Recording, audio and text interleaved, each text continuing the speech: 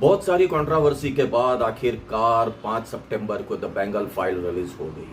The Bengal files film की अगर बात करें तो मैं सिर्फ एक ही शब्द में कहूंगा कि कमजोर दिल वालों को ये फिल्म नहीं देखनी चाहिए। ये आपको डरा सकती है, ये आपको समा सकती है। पिक्चर देखने के बाद आपको लगेगा कि हमने ये क्या देखा है। 3 घंटा 24 मिनट के बाद आपको एहसास होगा कि ये हमारा इतिहास था जो हमसे आज तक छुपाया गया। ना किसी किताब में, ना कहीं पर भी इसका जिक्र तक नहीं किया गया है। आइए फिल्म की बात करते हैं। द बंगाल फाइल्स फिल्म, जैसे मैंने आपसे कहा, 3 घंटा 24 मिनट की फिल्म है। ये फिल्म की शुरुआत होती है, एक लड़की मिसिंग हो जाती है और जिसकी तलाश में सीबीआई दिल्ली से बंगाल तक आती है और उसके बाद छानबीन शुरू होती है। तब पता चलता है कि वो एक बूढ़ी औरत के साथ रहती थी और उसे आखिरी बार उस बूढ़ी औरत के साथ ही देखा गया है। और दूसरे शक के दायरे में आते हैं वहाँ के स्थानिक एमएलए, जिसका कैरेक्टर पहले से ही ऐसा है। अब सीबीआई डायरेक्ट एमएलए तक तो जा नहीं सकती, इसलिए फिल्म की शुरुआत होती है बूढ़ी औरत से पूछताछ के लिए। तकरीबन 100 साल के ऊपर की उसकी एज दिखाई गई है और ये कैरेक्टर किया है पल्लवी जोशी ने। पल्लवी जोशी के लिए कहा जाता है कि इस फिल्म के लिए 100 साल की बूढ़ी दिखने के लिए, इस गेटअप के लिए पिछले यानी फिल्म की शूटिंग से 6 महीने पहले से उन्होंने मेकअप वगैरह चीज़ों से परे कर ली थी।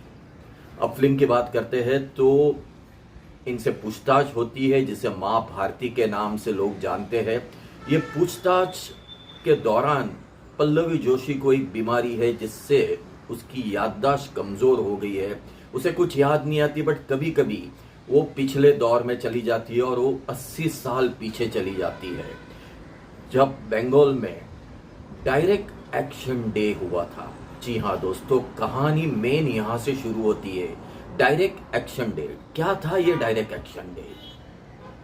एक्शन डे ये था जब भारत और पाकिस्तान का विभाजन हो रहा था और उसके चलते कितनी कत्लेआम हुई। ये सारी चीज़ों को फिल्म में दर्शाया गया है, बहुत ही ब्रूटल तरीके से दर्शाया गया है। यानी कहा जाए ना कि बिंदास गला काटा गया है, हाथ काटे गए हैं, पैर काटे गए हैं और इतना खून खराबा दिखा गया है कि डेफिनेटली आप देख के डर जाओगे, जैसे मैंने आपसे पहले कहा। तो डायरेक्ट एक्शन डे इस फिल्म में दर्शाया गया है। अगर फिल्म की बात करें तो फिल्म में पल्लवी जोशी के साथ मिथुन चक्रवर्ती है, मिथुन दादा ने बहुत ही बेहतरीन काम किया है। साथ ही में अनुपम खेर है, जिन्होंने गांधी जी की भूमिका निभाई है। छोटा सा रोल है मगर काबिल तारीफ है। अब मैं आपको फिल्म जो है 3 घंटा 25 मिनट की है। एक तो वीक पॉइंट है डेफिनेटली, ये फिल्म कब पास से प्रेजेंट में चली जाती है और कब प्रेजेंट से पास में चली जाती है, वो थोड़ा सा दर्शकों को कंफ्यूज करती है। 3 घंटा 25 मिनट थोड़ी सी ज्यादा लंबी लेंथ लगती है। फिल्म को और थोड़ा सा शॉर्ट किया जा सकता था।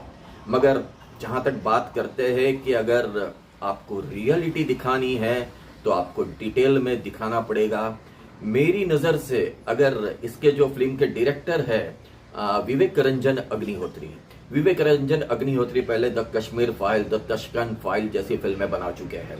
अगर ये जो बंगाल फाइल्स को अगर वो बनाना चाहते हैं और इसकी एक वेब सीरीज बनाते ना, तो बहुत डिटेल में वो दिखा पाते और सही में शायद थिएटर से कुछ अलग हो। मगर बंगाल फाइल्स भी रिलीज के बाद कंट्रोवर्सी के घेरे में रही है। बंगाल में बहुत सारे थिएटरों में ये फिल्म रिलीज नहीं हुई है। लोगों का यानी इवन विवेक रंजन अग्निहोत्री का कहना है कि अगर मेरी फिल्मों को थिएटर में नहीं चलने दिया तो मैं कोर्ट में जाऊंगा। काफी कंट्रोवर्सी है फिल्म के साथ, मगर डेफिनेटली एक इतिहास को सच दिखाने वाली फिल्म है जो आज तक भारतवासियों से छुपा हुआ था, जिसे लेकर विवेक रंजन अग्निहोत्री ने यह सच दिखाया है। अगर जहां तक स्टार रेटिंग की बात करें तो मेरी नज़र में 5 में से इसे डेफिनेटली 4 स्टार्स देने चाहिए।